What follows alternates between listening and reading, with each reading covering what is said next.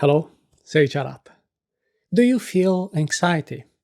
Do you constantly think about your future, wondering if you're going to lose your job, if your relationship is going to work out, if the prices of your stocks are going up or down? Anxiety has always been a problem. Nowadays, we have information overload, and anxiety is affecting so many people that some people even call anxiety the disease of the century. And that is because anxiety reduces your levels of happiness, destroying your ability to act. So you lose control of your own mind. Let's understand now a little bit better how anxiety works, and then we can explain the practical steps that you can take to combat this problem. Anxiety can be understood as a misplacement of your attention to a future that might not even exist. Anxiety is an emotion, and our emotions only last for a long time if they are nurtured. For example, if something irritates you now, that feeling of anger will continue if you ruminate on the situation. Ruminating comes from the Latin word rumen, which is the first stomach of the cow. The ruminant animal swallows grass, which goes to this rumen, where the cellulose is broken down. The animal basically vomits the meal back into the mouth to chew and chew and chew and swallow again. In other words, ruminating is this process that repeats itself. It is chewing, swallowing, regurgitating, chewing, swallowing again. It's quite disgusting, right? Well, in much of the same way, when you are ruminating thoughts, you're constantly thinking about the things that are bothering you. Your choice of repetitive thoughts is just adding fuel to that fire. If not nurtured, emotions can disappear from our minds as quickly as they appear. The fact that generated the anxiety only existed for a very brief moment, but the more you cling to the thought that generates the anxiety, the more fuel you're putting to keeping that anxiety burning in your mind. Now, on the other hand, the less you cling to this rumination, this anxiety generator, the faster the anxiety goes away. This is a very easy to understand idea, but it's quite difficult to put into practice. We have much less control over our thoughts than we would like to have. And the main reason is that we're not used to training the mind to focus on what we want. In everyday life, we don't realize that we're thinking about this anxiety generator and adding fuel to the fire. So the first step toward better dealing with anxiety is to be better aware of your thoughts. The simple fact that you're actively noticing what are you thinking about, this is already very powerful. To do this, you can use mindfulness practices like the ones that we discussed in the episodes 160 and also 162 of the Hello, Seiiti Arata series. You can practice focused attention meditation as we show in the episode 192, also the same series, or you can also use focusing techniques like Zanshin that we teach in the episode 243. All these techniques seek to rescue your mind from this future that might not even exist.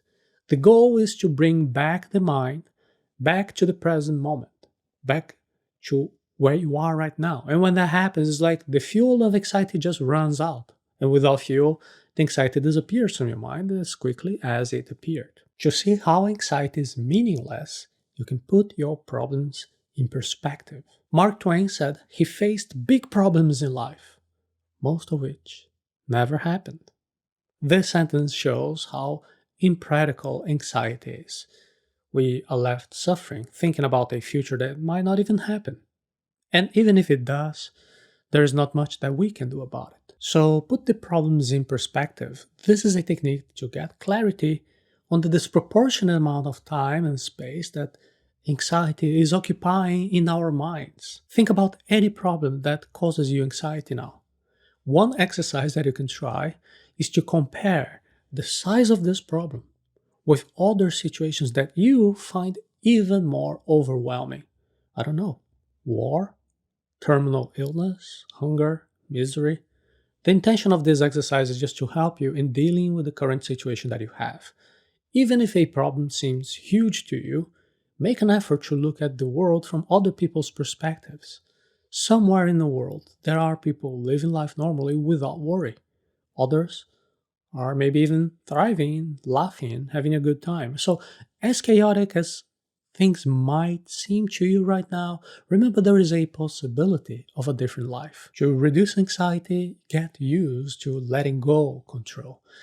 Accept that things can go wrong and that you can see problems are not so serious or so big as your mind makes them out to be. Imagine the worst that could happen if you don't solve this problem. In most cases, the practical impacts in your life won't be as disastrous as your anxious mind imagines. The more dire you imagine the consequences, the more you will see that this worst case scenario is unlikely to materialize. Use anxiety to your advantage to take action specifically on what you can do today. The word today is a key term for you to better deal with anxiety. Anxiety, you see, is a misplacement of your attention to a future that might not even happen.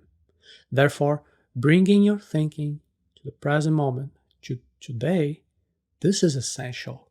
Now, if you can't stop thinking about the anxiety triggering event, move on to a second option. Take action, specifically on what you can do now, and forget all about what you can't do today. Anxiety arose during the evolutionary process to protect us. If an ancestor of ours was about to enter a dark cave, they would be a little bit anxious about what type of animals might be inside. So, with that, the attention was increased, and that they could take preventive measures to protect themselves from what possible dangers could be lurking there when they decide to enter the cave. If you can't get anxiety out of your head, focus on the actions that you can take today to reduce your problem. For example, when you suffer thinking you might lose money on the investments that you made on the stock market, well, what can you do today to reduce the effects of that? You can improve your allocation of investments in your portfolio, your asset allocation. If you're not confident, well, that might indicate that you have not studied enough about the fundamentals of your investments, and therefore you're not a true long-term investor. Or if you just want to speculate in the short term and then you believe that over the next few months there will be some economic crisis, well, you can do some short positions. You can profit from the drop in prices. Anyway, there are always ways for you to improve your life and your emotional state by being better prepared with some sharp skills. Each time you take action to reduce the anxiety causing problem, your mind moves away from that imagined future and starts to focus on the present moment. Emotions and thoughts, they're real, but they're not always accurate. Saying that anxiety only exists in our head doesn't really solve the problem. Emotions and thoughts are real because, well, they are causing real damage. However, being real doesn't mean being accurate. Remember that because of anxiety, you might be suffering a lot for a future that might not even manifest. So let's go back to our example. Imagine that you live with fear of losing money on the stocks of those companies that you thought were good, but now they're being traded at a market price below of your entry. Now you're underwater. Well, this happened because the whole macroeconomic scenario has changed. The whole investors, they're all scared. The entire stock market has crashed, including your company that you thought that had great potential. But notice that the company is still good. It didn't change. But even so, you start to suffer from it. And now you're anxious about the price dropping even further. And as the years go by, the macroeconomic scenario improves. Then all stocks go up in price. Now you have a bull market and your company goes up more than the average because after all, it is a good company. So in a situation like that, you see how you suffered for years because of something that never actually came true? And that happens in most of the problems that make us anxious. That was just an example. So whenever you find yourself anxious with bad thoughts about the future, just think, what if it doesn't happen that way? If you conclude that this is a thought with a high chance of becoming true, well, you can change your focus. You can start thinking about how to best solve that problem, acting on what you can do today. And by doing this, you're no longer a passive agent of anxiety, you will immediately notice an improvement in the effects of anxiety on your life. Now, that doesn't mean you'll never feel anxious again. This is an unrealistic goal.